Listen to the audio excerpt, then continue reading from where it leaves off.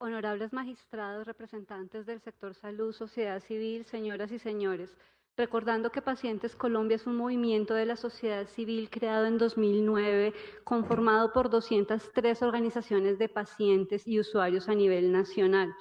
Hoy comparecemos en nuestra condición de peritos de esta sala de seguimiento con una mezcla de indignación técnica y urgencia vital ante esta sala como la voz de millones de pacientes cuyo derecho a la vida hoy depende de una cifra, la UPC. Nuestra presencia aquí solo defiende los intereses de las personas que están viendo vulnerado su derecho a una salud digna. Somos la voz de quienes están esperando. Lo que hoy nos trae a esta mesa no fue un accidente, es política. Desde el primer día este gobierno se habló de crear una crisis explícita del sistema de salud como condición necesaria para justificar una reforma. El colapso no llegó solo, fue inducido, sostenido y administrado. Y hoy llevamos 1.343 días de una crisis agudizada por la salud en Colombia, en un país en que en promedio mueren por mes 190 pacientes solo de enfermedades huérfanas por falta de atención. Quienes pensamos distinto fuimos excluidos. Se negó el derecho a la participación por disentir. Pacientes, sociedades médicas, clínicas, aseguradores, todos los que no acompañaron la narrativa oficial fueron apartados de las mesas, ignorados en los procesos, silenciados en los debates. El artículo 12 de la ley estatutaria en salud establece que las decisiones sobre el sistema deben adoptarse con participación y esto no ocurrió. En septiembre de 2022, la ministra de Salud del momento afirmó ante el Congreso de la República que los dineros no eran suficientes. Lo dijo de frente a la nación y lo dijo mientras las EPS intervenidas ya acumulaban deudas impagables, mientras los prestadores cerraban servicios y mientras los pacientes hacían filas interminables para reclamar medicamentos que no llegaban. Pocos meses antes, el propio Ministerio de Salud había reconocido ante esta Corte Constitucional que los recursos girados a las EPS eran insuficientes. Lo dijo aquí y lo negó en el Congreso. Dos versiones de la verdad, una sola realidad. Los pacientes estaban y continúan sin atención.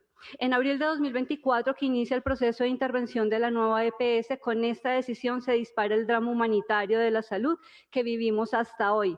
Filas interminables para reclamar medicamentos, cierre de servicios de salud, despido masivo de trabajadores de la salud. La crisis no era evitable, pero sí se precipitó. Cuando esta honorable Corte ordena el proceso de revisión de la suficiencia de la UPC, Pacientes Colombia participó con esperanza, pero lo que vivimos en las primeras 6 meses fue una imposición y no un diálogo. El Ministerio de Salud fijó su línea desde el inicio, abro comillas. La Corte Constitucional no le da órdenes al Ministerio de Salud. Estamos en el Tribunal de la Verdad y la UPC es suficiente. Con esa postura de partida, las primeras 6 mesas terminaron sin cumplir la metodología que el propio gobierno había propuesto, sin información real y negando el derecho a la participación de los agentes del sistema. Las órdenes de esta Corte no se cumplieron. Por orden de la sala se convocan 7 nuevas mesas y esta Corte debe conocer con claridad: las EPS administradas por el gobierno no presentaron información. Las entidades que el Estado controla, las que reciben los recursos públicos de la UPC, las que tienen la obligación de rendir cuentas a los ciudadanos, guardaron silencio ante el máximo tribunal de derechos del país. Y a pesar de todo esto, el gobierno determinó de forma impuesta, sin participación y sin evidencia, sin el concurso de la sociedad civil, como lo ordena el artículo 12 de la ley estatutaria, que la UPC es suficiente.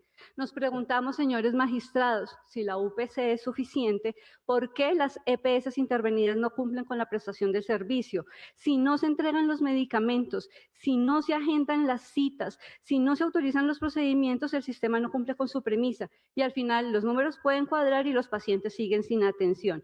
Mientras tanto, órganos de control, como en el caso de la superintendencia, se dedicaron a labores distintas a la inspección, vigilancia y control efectivos sobre estas entidades responsables. Podemos mencionar algunos casos, todos con tutelas, desacatos, con una o doble queja ante la superintendencia.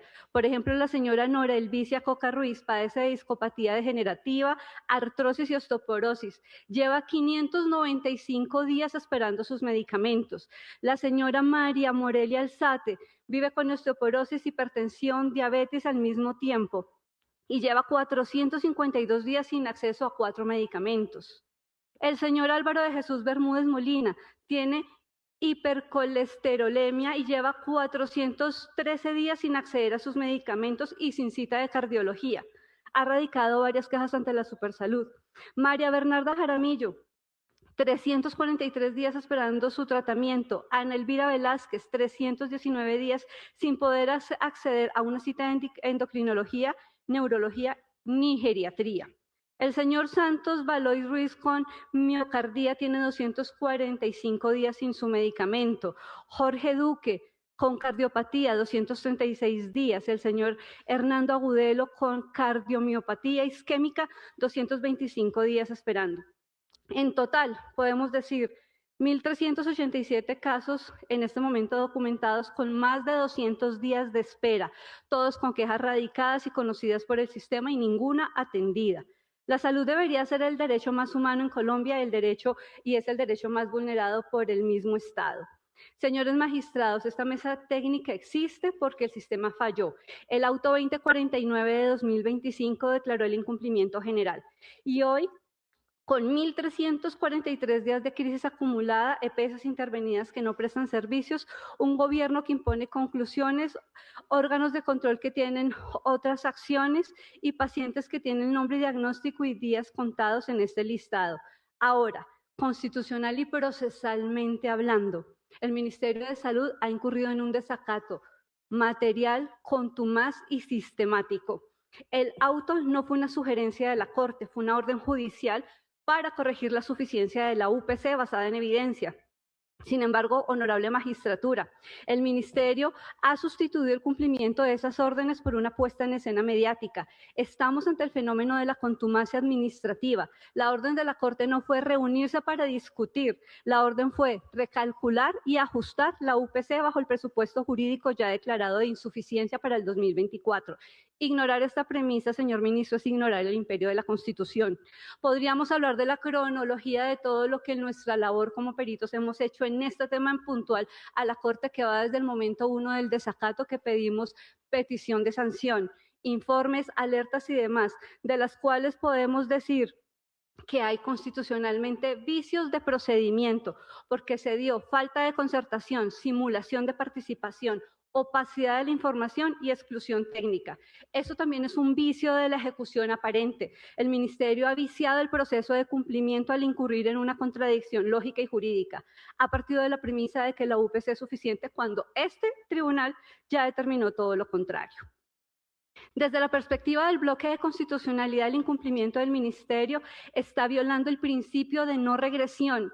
Cada día de desacato se traduce en número de tutelas, desatenciones y muertes que eran evitables. Señores magistrados, nuestra desolación ante este desacato es tal que en febrero de este año nos vimos forzados a acudir ante la Comisión Interamericana de Derechos Humanos y en audiencia privada que nos fue concedida, expusimos ante el sistema internacional lo que hoy le reiteramos a ustedes. El Estado colombiano está incumpliendo sus obligaciones mínimas de protección y la crisis de la UPC es la herramienta financiera de esa vulneración sistemática.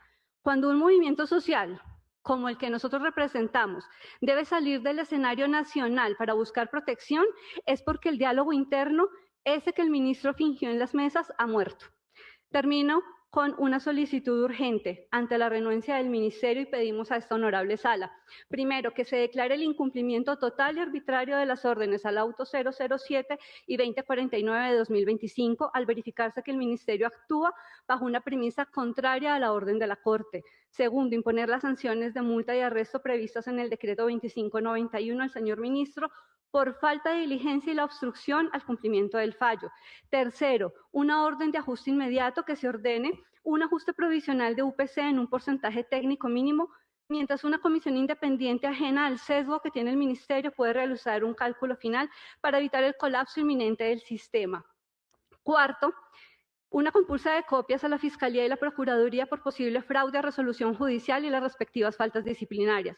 Reiteramos peticiones que de 2024 hacemos en Pacientes Colombia y es la declaratoria del estado de cosas inconstitucional como una figura constitucional en una salida humanitaria.